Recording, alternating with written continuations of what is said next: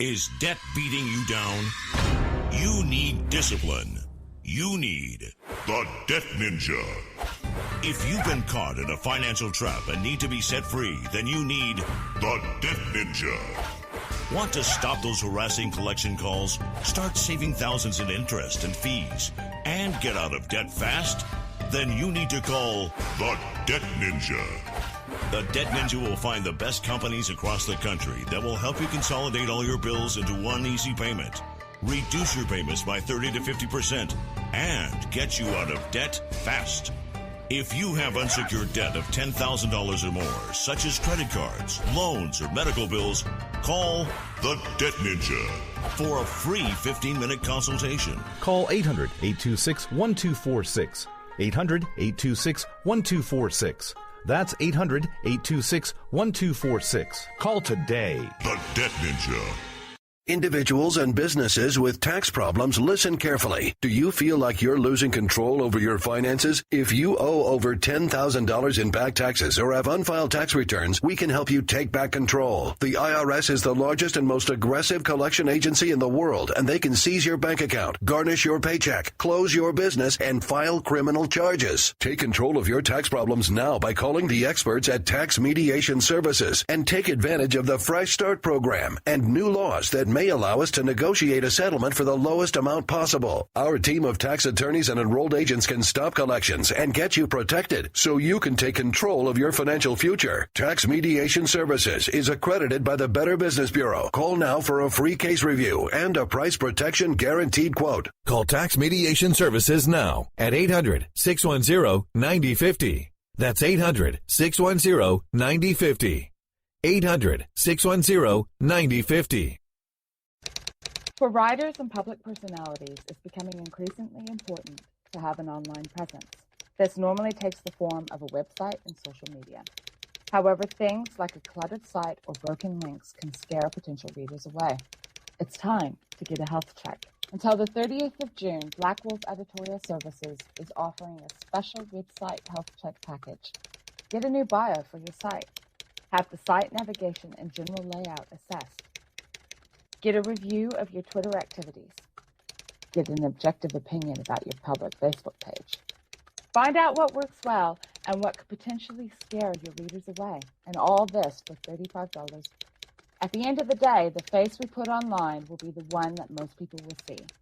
Let us help you put your best foot forward. Black Wolf Editorial Services, nurturing your writing into maturity. For full details and a list of other services, visit us at blackwolfeditorial.com.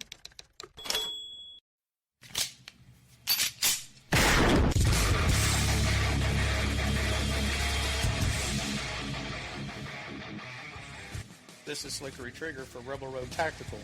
With proper care and feeding, your pistol will be ready when you need it, there to save your life. Shouldn't your gear be that good? Whether you need a holster for comfortable everyday carry or a tough-as-nails holster for your next training course, Rebel Road Tactical has what you need. Check us out on the web at rebelroadtactical.com.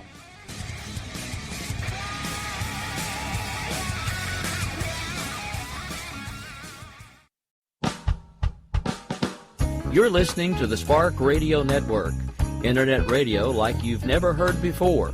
Innovation, creativity, and imagination are all said to begin with a spark. So fasten your seatbelt and take the ride of your life and listen for the spark. The leader in talk radio on the internet, right here on K98Talk.com.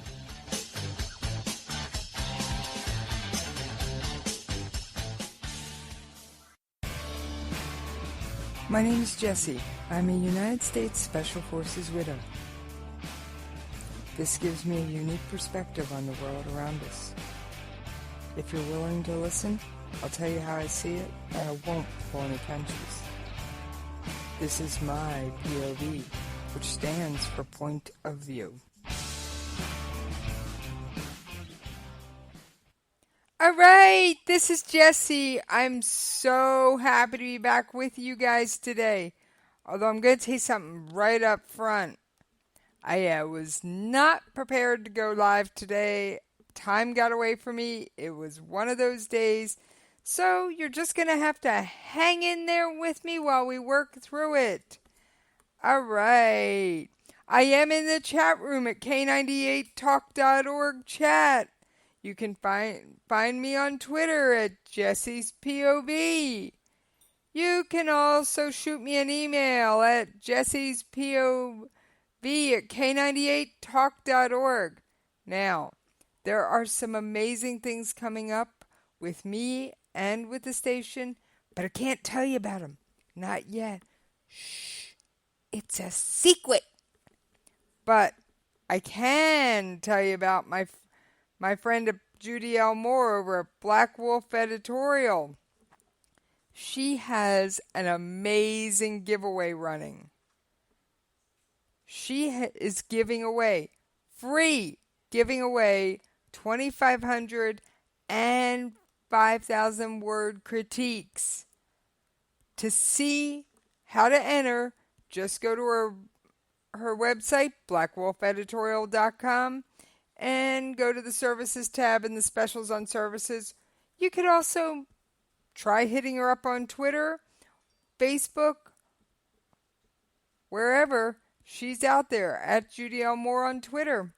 And her Facebook page is Black Wolf Editorial. So, if you're a writer, this is an amazing free thing. So, don't forget about our website health check. It's a flat fee of $35. It gets you a whole new bio for your site. She'll look over your site, make sure there's no broken links or anything silly that could scare people off. All right. If you've been living under a rock today, there is a ton of news. All right. The polls have closed in London on the historic EU membership referendum. We don't know the results yet, at least as of me getting on the air. The results were not in, but there's a lot that could happen about that. I mean, I do have a brief sound clip about the Brexit, as it's called, and I will play it. Yes, I played it yesterday, but as the vote is today, I feel it's worth repeating. All right, give me just a second. We'll get that queued up. A lot's at stake when Britain votes on quitting the European Union. The Remain campaign, led by Prime Minister David Cameron, has hammered away on the costs of Brexit, slower growth, broken alliances, diminished influence. Boris Johnson, the most popular spokesman for the Leave campaign, says it's all about sovereignty. Will Britain govern itself or be ruled from Brussels? The polls say it's close, and there's a reason. Both sides in the debate are right. Whatever Britain does, it will regret it. Britain depends on the EU for 44% of its exports and 48% of its investment from abroad. Study after study says Brexit will cost. What's worse, Europe won't make Brexit easy. Anti-EU feeling is strong in France, the Netherlands and many other countries. The EU will want to discourage other rebels. The Remain campaign has overplayed the doom and gloom, but it's basically right about the dangers. Trouble is, the Leave campaign is also right. The EU does infringe sovereignty. It's meant to. It's a political project, pledged to ever closer union. Europe has a parliament, an executive and a supreme court, the institutions of a nation-state. Over time, the ties will strengthen, an evolution most Brits are sure to resent. Unlike France, Italy and Germany, Britain doesn't see the European project as a way to come to terms with a terrible past. It's proud of its history, like the US is proud, and no more likely than the US to ever be comfortable with rule from abroad. Brits are pragmatic. I'm still betting they'll do the sensible thing on June 23rd, but then repent their timidity and hate the EU all the more. All right. The polls are showing that this Brexit vote is too close to call. Now, I haven't had the latest update, but there is a lot going on. I mean, there's been so much going on today, I can't even keep up with the news. So, there was a terrorist attack in Germany. And at first there were reports of 50 people injured. And then the official report came out that only the gunman was injured. The rest of the injuries were from tear gas. But it was a shooting. Okay, for those of you who aren't aware, it is very hard to get a gun in Europe, unlike here in the United States. So,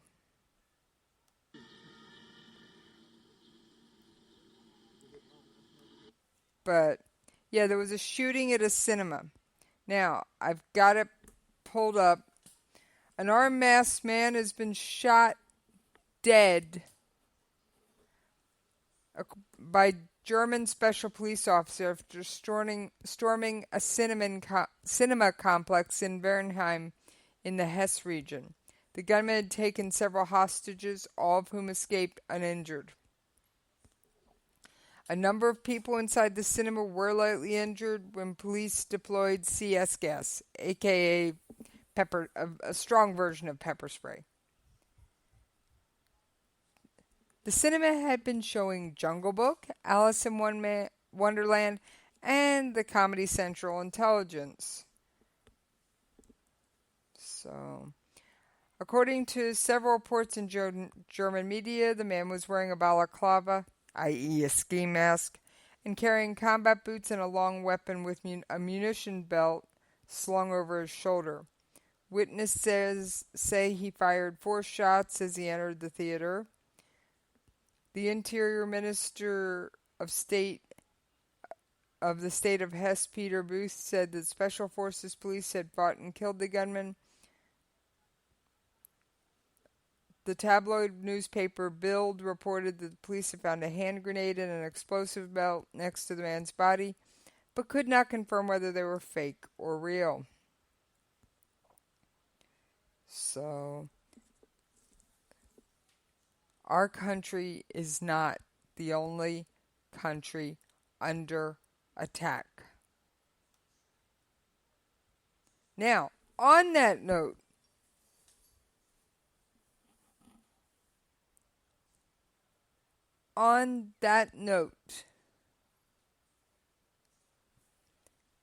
U.S. warplanes in Afghanistan are launching their first attacks on the Taliban under the new rules. The Taliban targets in the recent Taliban's have been achieving what U.S. defense officials are calling a catastrophic success. Excuse me, I have the hiccups. The expanded authorities allowed Army General John Nicholson to bolster Afghan offensive with U.S. combat advisors, airstrikes, surveillance aircraft, and pilots to fly alongside the fledgling Afghan Air Force. I think this is good, folks. Nicholson alone has the authority to order the new missions. Thank God. And that's according to the 4-star Army officer, and that the 4-star Army officer took command in March and is assessing the security situation there. And expanding the U.S. combat role grew out of that assessment. Now, remember, I am an Army wife. For those of you who don't remember, I am. I do not want to see the huge deployments I lived through before. I do not want men and women of our country to die. But I also don't want to see our country or any other country attacked repeatedly by terrorism. So it's kind of a toss-up in my book. I want to take the fight to the terrorists where they are and not allow them to come here. On that note, there were some surprising Supreme Court decisions. And I am pulling up the information on the Supreme Court decisions. So, they basically said that Obama's immigration thing struck down. They also upheld the affirmative action in college admissions. Actually, technically, they deadlocked on immigration, but that means that the ruling of the lower court, which said that couldn't happen, worked. So,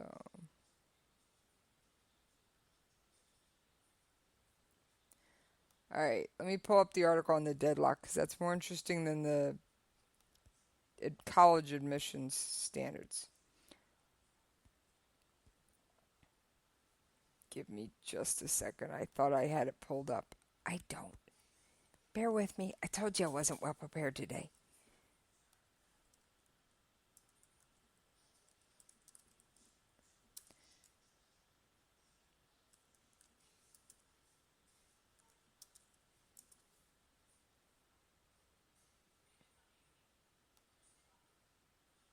All right. Deadlock Supreme Court deals big blow to Obama immigration plan.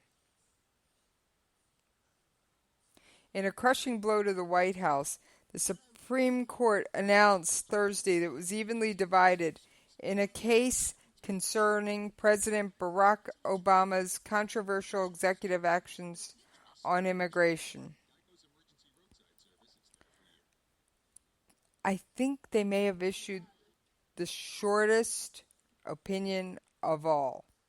It was a single sentence ruling. Let me pull that up because I'm sorry that I got to see that for myself.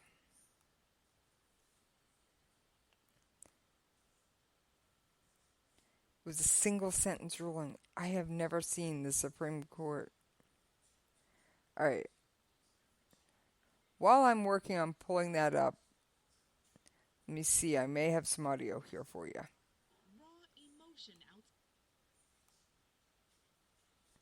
Yes, I do. Let's take a listen while I see if I can get that actual decision pulled up.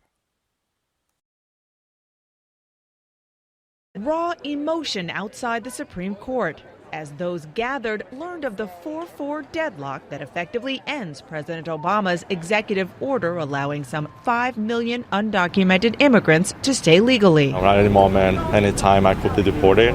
At the White House, the president made no attempt to hide his disappointment. We're going to have to make a decision about whether we are a people who tolerate the hypocrisy of a system where the workers who pick our fruit or make our beds never have the chance to get right with the law. The GOP House Speaker called it a victory for the Constitution. It's a win in our fight to restore the separation of powers. Presidents don't write laws, Congress writes laws. The fact that the president tried to use his executive authority to go around the gridlocked Congress to allow some undocumented immigrants to stay legally united Republicans in opposition, even those for immigration reform. I agree with the idea of immigration reform. I think it's something we need. I've been very outspoken about it, but it's something that has to be sustainable coming through the House of Representatives. All this makes the red-hot 2016 political issue of immigration even hotter. Donald Trump tweeting that the court kept us safe from executive amnesty for now, but Hillary Clinton has pledged to expand it, taking jobs from Hispanic and African-American workers. And Hillary Clinton calling the decision a stark reminder of the harm Donald Trump would do to our families, our communities, and our country. Build that wall! Build that wall! Trump rode to victory in the GOP primaries using opposition to illegal immigration to rally his base. Who's going to pay for the wall? 100%. But now, Clinton may get a political boost thanks to angry Hispanic voters eager to help elect Democrats, especially in key swing states with large Hispanic populations like Florida, Nevada, and Colorado. A national poll last month showed Clinton at 62 and Trump at 23% with registered Latino voters nationwide. A political divide that the president is clearly even more eager now to make wider. Pretending we can deport 11 million people or build a wall without spending tens of billions of dollars of taxpayer money is abetting what is really just factually incorrect. It's not going to work. All right, that was from CNN. And I thank you for bearing with me today. You are doing great, hanging in there listening. I think you're amazing. I think all my listeners are amazing. All right. Now, you know I like good news and slightly obscure stories. Oh, I did pull up that Supreme Court decision. Let me read it. It says per curiam, which I'm sure is some kind of legalese term. It just says the judgment is affirmed by an equally divided court. Oh yeah, that's it. That's all it says. That ain't much, folks. That ain't much. Usually, if you've never read a Supreme Court decision, they go on for pages. It usually takes me a couple hours to even get the gist of one, other than it passed or it failed. So, all right. That dangerous mission in the South Pole to save two. All right, you know I love the unique and the interesting news stories. So, on that note, I have some audio about a rescue mission. Now, there were some sick workers in the South Pole, and right now it is night at the South Pole. And it's just not like night until sunrise. Sunrise is months. Yes, I repeat, months away. And all I can say is these workers must have been really sick for them to risk planes, support people, and personnel to pull them out of there. So, all right, I've got the audio on that queued up. It explains what happened, the route they took, and just how dangerous it was for the pilot and the crew. That dangerous mission in the South Pole to save two sick workers. We can report this morning's success as a rescue plane was able to fly those workers to safety. ABC's Alex Marquardt has been following the story from the beginning. The first glimpse this morning of the two crew members arriving safely from the South Pole in Chile. One being carried out of an ambulance on a stretcher before being taken to an undisclosed medical facility. It was a daring, high-risk mission to one of the hardest places to reach on the planet.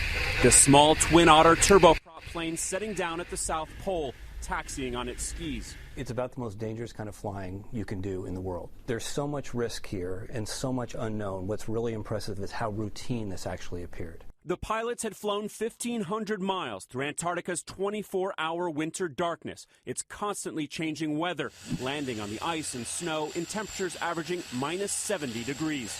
Just a few hours later, after resting and filling the plane with specially heated jet fuel, the pilots took off again, the two patients on board. They flew from the South Pole back to the British research station they had come from, the patients switching planes there and flying on to Chile. Just the third time in 60 years that a midwinter rescue has been attempted. You're putting crews in danger. You're putting lots of people supporting those crews in danger. So these people had to be really sick, and it was a tough decision to make.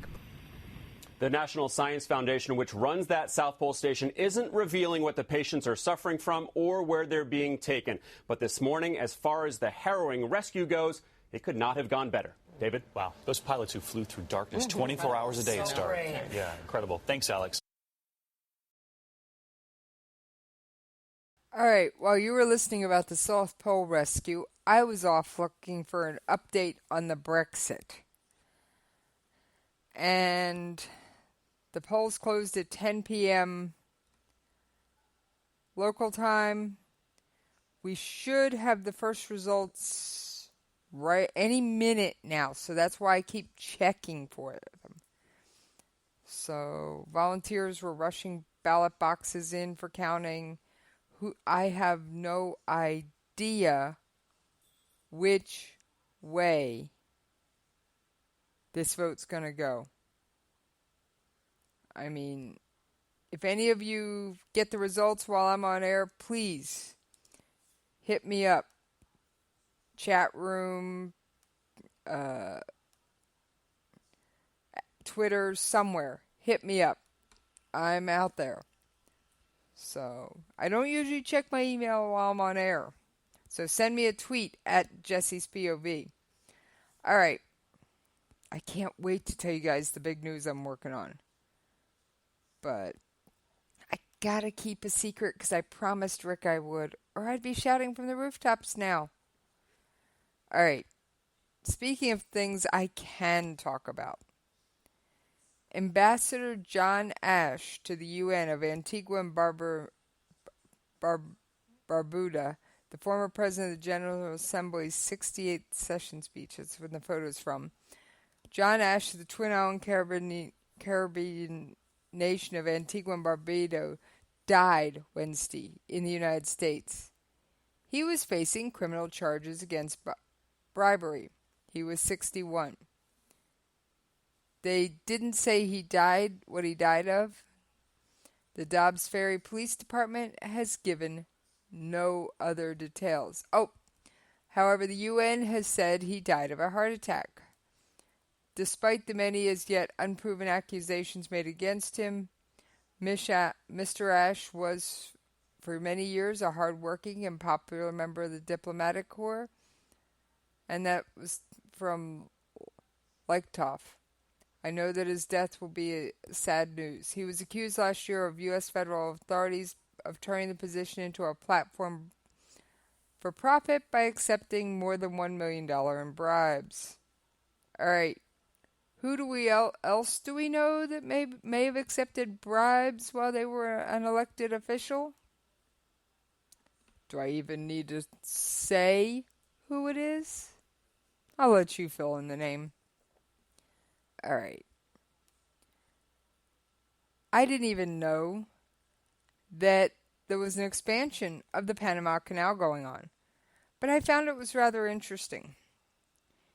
It's a third set of locks intended to double the capacity of the Panama Canal. So I do have some audio on it. It explains the project and talks a lot about it. So let's take a listen. While you're listening to that, I'll check for Brexit vote results. The Panama Canal is often called one of the great feats of modern engineering. A man-made, 50-mile-long waterway that opened in 1914. It literally redrew the map for the global shipping trade. The canal slices through Panama and allows ships traveling between the Pacific and Atlantic Oceans to avoid going around the entire South American continent, shaving 8,000 miles off the total journey.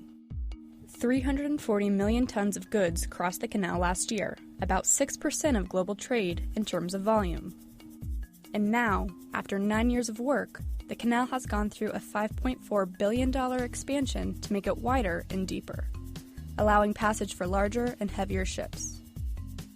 Why the expansion? It was essential for Panama to stay relevant in an industry increasingly dominated by larger ships. Many of today's ocean-going vessels are too big to fit through the 100-year-old waterway's locks, which are 110 feet wide by 1,000 feet long and 42 feet deep. The new locks are 180 feet wide by 1,400 feet long and 60 feet deep, and will allow ships big enough to carry 14,000 containers, compared to those that can only hold 5,000. The expanded canal will also prevent traffic jams by adding a new lane and potentially doubling capacity. How will the expansion impact trade? Some critics suggest that the increase of cargo in the near term might not be able to justify the investment. but a bigger canal could mean larger container vessels and lower costs for trans-ocean shipping.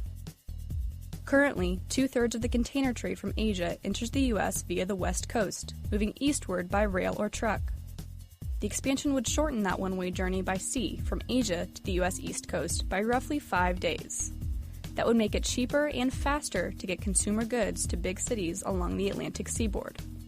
And using larger vessels operating with deeper channels could improve the ability of some U.S. exporters to compete in global agriculture and energy markets.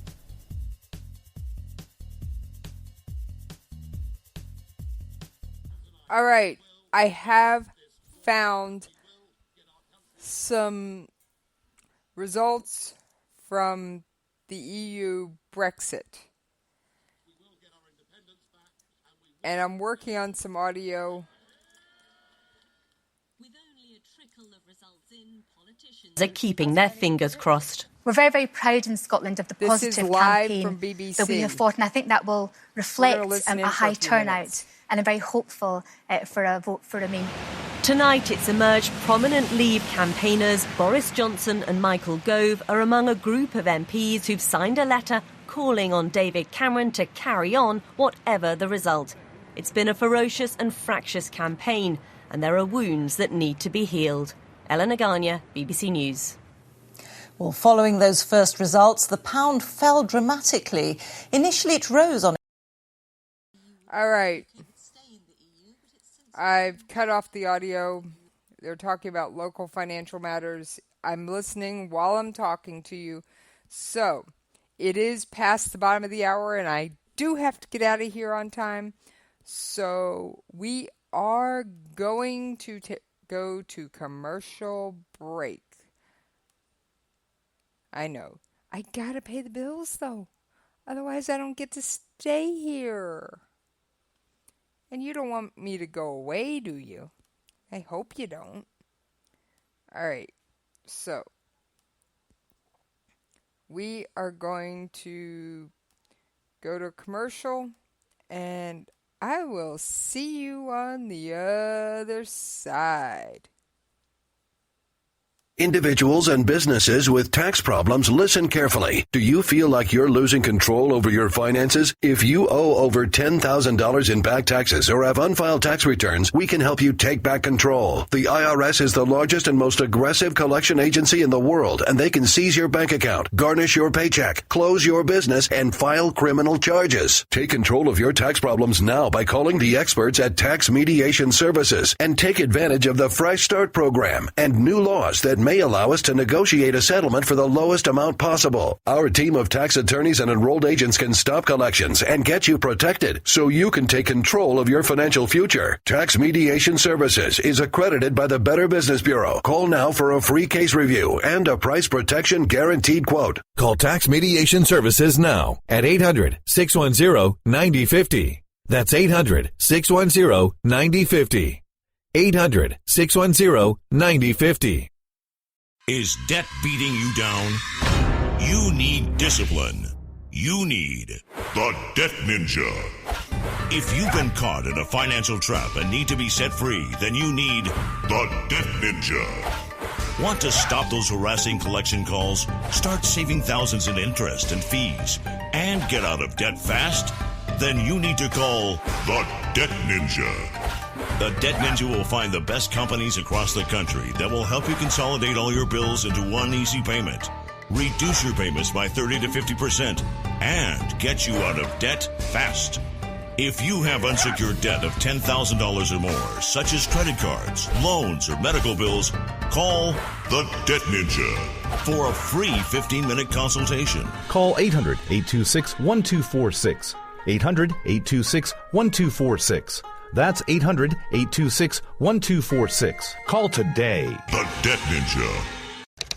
For writers and public personalities, it's becoming increasingly important to have an online presence. This normally takes the form of a website and social media. However, things like a cluttered site or broken links can scare potential readers away. It's time to get a health check. Until the 30th of June, Black Wolf Editorial Services is offering a special website health check package. Get a new bio for your site. Have the site navigation and general layout assessed. Get a review of your Twitter activities. Get an objective opinion about your public Facebook page. Find out what works well and what could potentially scare your readers away. And all this for $35. At the end of the day, the face we put online will be the one that most people will see. Let us help you put your best foot forward. Black Wolf Editorial Services, nurturing your writing into maturity. For full details and a list of other services, visit us at blackwolfeditorial.com. Hey, this is Dave Bray, America's Patriotic Rocker. Just giving you a shout out. Make sure you stay tuned and listen in to K98 Talk.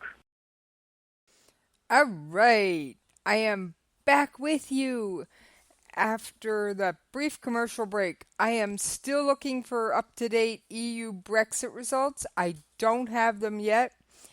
If they come in after I get off the air, I will pass word to Rick of America Off the Rails and see if I can get him to put the word out. I have a feeling, Rick, if you're listening, he'll go along with that. So, now, we're going to take a peek in my mailbox and see what's new. Or news that's in my mailbox. Because, I get lots of emails about lots of stuff. I really do. So let's see what's going on in the world.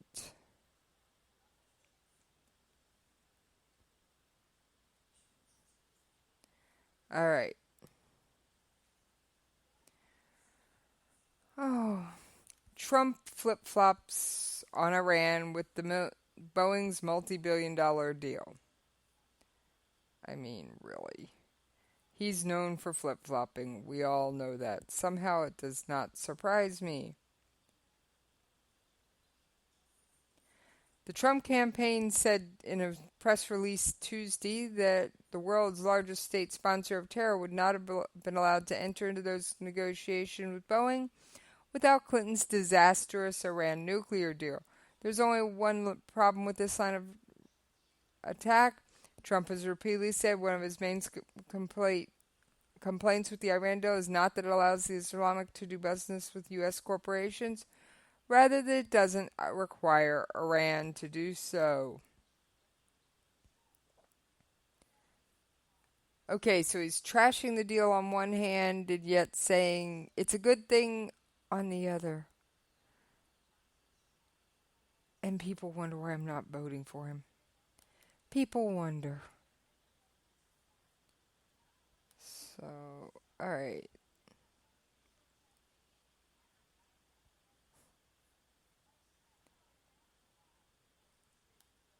Alright, this one looks interesting. It's from China. It's a South China propaganda for teenagers. Yes. It's aimed at teenagers. So, I'm looking for the article. I seem to have misplaced it. Oh well. It's basically a video telling telling teenagers how great the expansion in the South China Sea is. Now, if you know anything about the South China Sea dispute, which I've covered here multiple times, you know China is basically creating land where there wasn't any to try and take over more of the South China Sea. So I am checking with BBC to see if they have any new updates on the Brexit results. I've kind of left a lot of time open for Brexit, hoping to have had the results.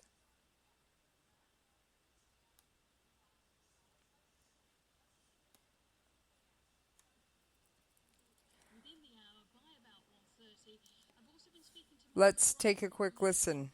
this seat here a number of years ago. He's been desperately campaigning to remain, but he shrugged his shoulders earlier on when having a chat with me and saying, hey, it was always going to be an uphill task trying to convert people who want to leave to vote remain.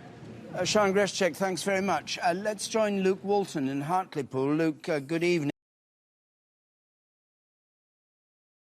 What is the message you're getting there? Because what we've been getting so far in all the places we've had is that the strength of Leave is greater than people had anticipated.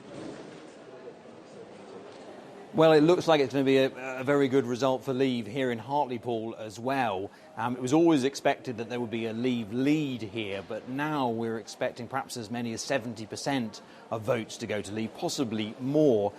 Great despondency among the Remain campaigners here. Leave very buoyant. It's always going to be a fairly happy hunting ground for Leave because UKIP are strong here. They came a close second in the general election. They've been picking up council seats.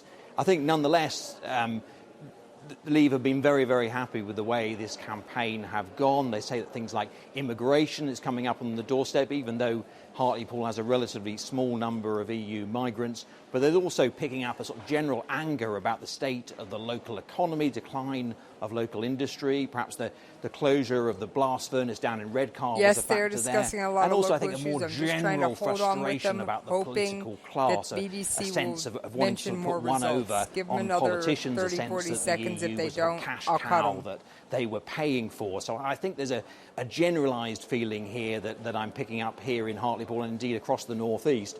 And as I say, we're expecting the declaration possibly here in about an hour's time, so we haven't got the detail, but I think 70% or thereabouts is where we're heading. Luke, thank you very much indeed. Let's just have a look at this chart, which gives a rather dramatic picture of sterling.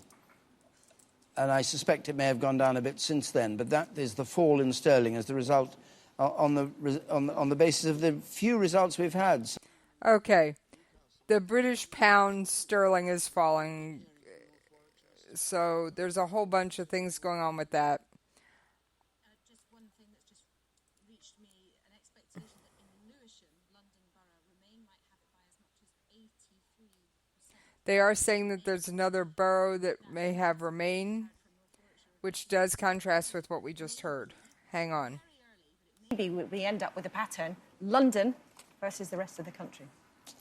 Right, Emily, in which case London will declare you independent. Maybe London goes off and becomes its own country. Yes, the rest of us go off in a different direction. People have quite seriously talked about London being such a powerhouse that it itself... All right, I missed the audio I was going to play. I'm trying to juggle multiple audio sources here, trying to bring you the absolute latest news. So I will check in back with them one more time. Now, what does a Brexit mean for the United States? Let me see if I can pull the audio on that. So, give me just a minute. I am waiting to get it to load. So, as you know, it always takes a couple minutes to pull this stuff up.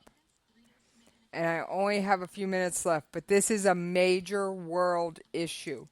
There are people that say Brexit will be great. There are people say that Brexit will be terrible for our country, that it may cost as much as 2 million jobs. I do have some audio. I'm just trying to pull it up.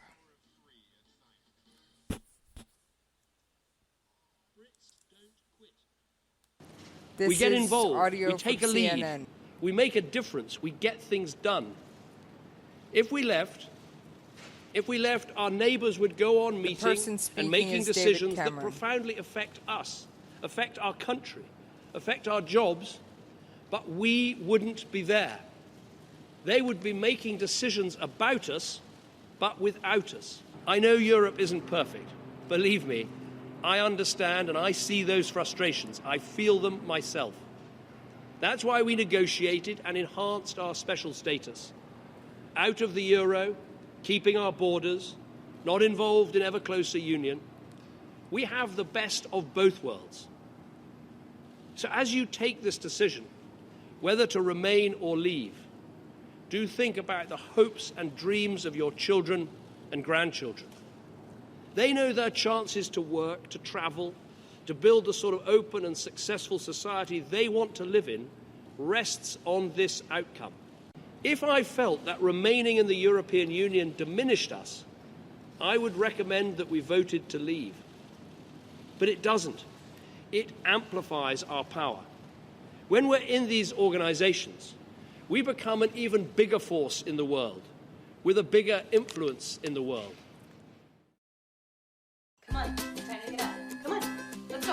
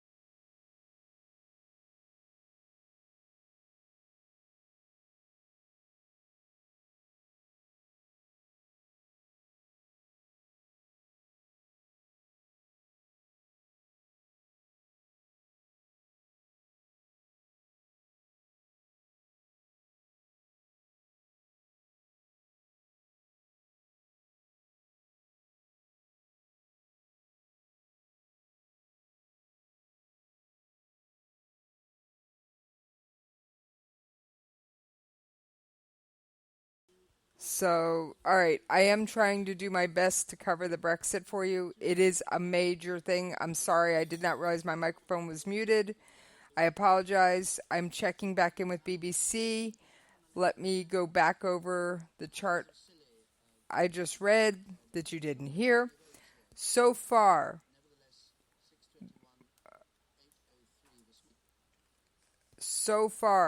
Leave is at 170,000.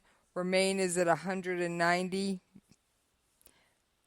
Oh, excuse me, just updated. 171,000 for Leave, 191,000 for Remain.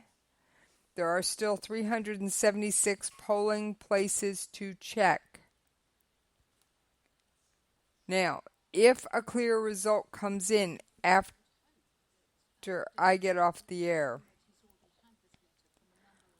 I will get it to Rick from America Off the Rails. Even if I have to call into his show and bug him, I will get it to him. So, all right. They're expecting a couple hours still. That's why I think I'll probably get results during Rick's show, and I will work with him to get him to bring them to you. All right. I've got 8 minutes left, actually about 7. So we are going to put Brexit away for a few minutes and turn to a couple other stories. And I apologize for that dead air. I did not realize my mic was muted. I guess you just never know what's going to happen when it comes to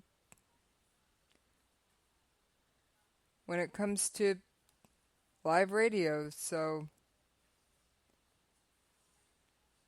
all right. Here's a good article. Washington Post.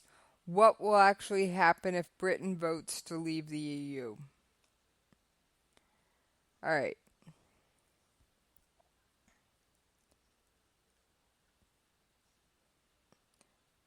All right. What happens if Leave wins the majority? This is a little complicated. No country has ever voted to leave the European Union. And Prime Minister David Cameron would expect to trigger Article 50 of the Lisbon Treaty, which is a mechanism for a country to leave the EU. I don't know what the Article 50 of the Lisbon Treaty says. I am pulling it up.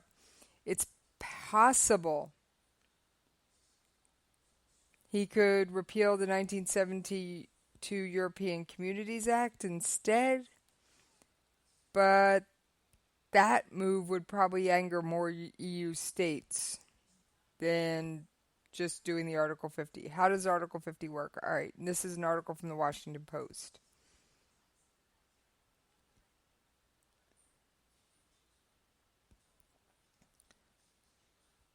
So Britain would not negotiate directly with member states. Instead, they would meet among themselves as European Council and agree on a framework. Britain would then negotiate on the technical deals with the European Commission, and the European Parliament will also have a say in giving consent on the deal. Sounds complicated? It is, and it's unprecedented, so it's not clear what it looks like or how long it would take. The article does clearly state the country will have 2 years' time to reach an agreement on the exit, during which time the country will still be governed by EU treaties and laws, although it's not allowed in the decision-making process. However, if all EU member states agree, the deadline could be extended. However, Article 50 does not have a provision that allows the country to back out of the process. So if they strike this match and they say they're getting out, they can't just say, knock, knock, we're back. They have to go back through the whole process to get back in. All right. So, many people suspect that the EU would try to punish Britain to deter other countries from leaving and making their own exit with a lousy deal. However, if the economic is as bad as many experts are predicting, leaders may seek to calm markets with a quick and easy deal. All right, I've got an article here for 4 scenarios. Give me a second. I am trying to pull this up on the fly while I have BBC playing in my ear. You just can't hear it, because I'm trying to stay up on what the results are, because this is a major world news event and story. All right, Brexit.